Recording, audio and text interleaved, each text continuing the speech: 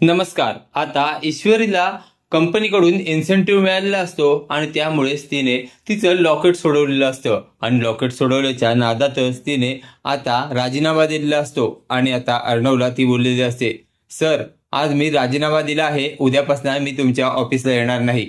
आता तुमची आणि माझी भेट होणं शक्यच नाही, तुमची माझ्यापासून सुटका झालेली आहे। आणि ईश्वरी आता घरी आलेली असते। घरी आलेल्या ईश्वरीला आता विसर पडलेला असतो की तिने राजीनामा दिलेला आहे। सकाळ होते, सकाळी ईश्वरी उठते। आता ईश्वरी घाई गडबडीतच सगळं आवरायला घेत असते।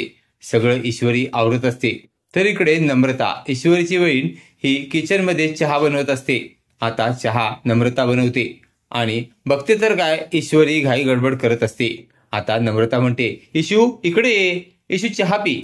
त्यानंतर ईश्वरी धावत पळत येते आणि आता डायनिंग टेबलवर बसून म्हणते, ताई मला फक्त चहा दे, चहा, बाकी मला काही देऊ नकोस। मला जर उशीर झाला ना तो भडकूचंद माझ्यावर ओरडेल। आता हे ऐकल्यावर नम्रताला हसायला येतं। ईश्वरी म्हणते, का हसतेस ताई? त्यानंतर नम्रता म्हणते, चहा घे चहा। त्यानंतर ईश्वरी चहा पित असते।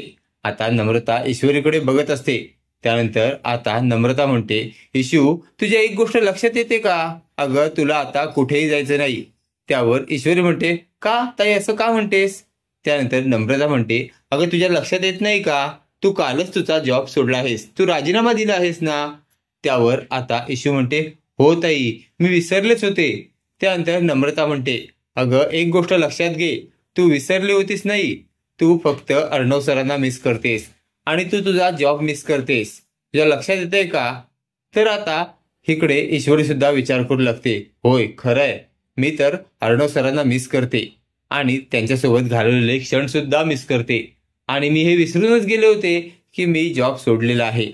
तर इकडे अर्णव हा सारखा सारखा विचार करत असतो की मिस इंदोर ही आता कामावरून गेलेली आहे, तिला माझी आठवण येत असेल का, का मलाच तिची आठवण येते, ती माझी आठवण काढत असेल की नाही, असं अर्णवला वाटत असतं। कारण अर्णवला सारखी सारखी मिस इंदोर म्हणजेच ईश्वरीची आठवण येत असते। अर्णवला आता न राहून राहून असं वाटत असतं की ईश्वरी परत कामावर आली पाहिजे। तर आता ईश्वरी आणि अर्णव दोघांनाही मिस करत आहेत हे बघून नम्रता सुद्धा खुश झालेली असते। कारण तिला वाटत असतं की जर ईश्वरी अर्णवला मिस करते तर खूपच छान आहे, कारण अर्णव हा खूप छान माणूस आहे। तर इकडे राकेश हा घरात येत असतो। बाहेरून येणाऱ्या राकेशला ईश्वरी बघते।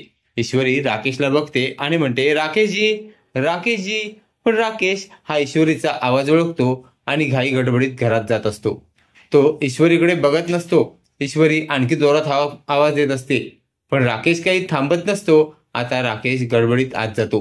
ईश्वरी बघते की राकेशच्या कपड्याला धूळ लागलेली आहे आणि ईश्वरी म्हणते, राकेशजींच्या कपड्याला आज धूळ कशी काय लागली?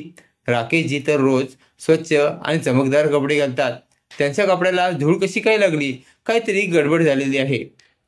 आता ईश्वरी राकेशच्या कपड्याला लागलेल्या धुळी संदर्भात काय निर्णय घेईल आणि कसं राकेशने केलेला गुन्हा उघडकीस आणेल ते पाहणे कमालीचे ठरणार आहे। असेच मालिकेचे नवनवीन अपडेट पाहण्यासाठी व्हिडिओला लाईक आणि चॅनलला सबस्क्राईब करायला विसरू नका। थँक्यू।